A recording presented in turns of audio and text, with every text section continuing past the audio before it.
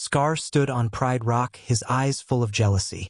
Simba, the young lion prince, was trapped in the jungle, surrounded by danger. Scar planned to let Simba die and take the throne forever.